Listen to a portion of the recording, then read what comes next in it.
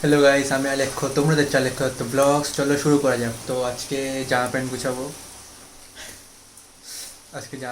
কারণ আজকে কোনো কাজ নেই আমার। দেন বিকালে যদি বেরাই তখন সেটাও বলবো, কিন্তু এখন আপাতত জামা প্যান্ট গুছাবো।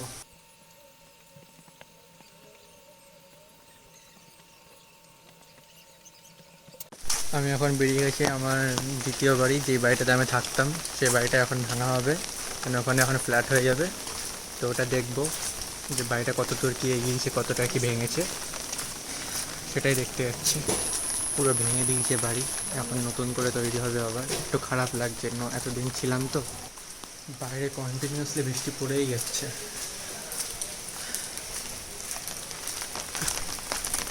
এখন বাড়ির দিকে যাবো, দেন কথা বলছি।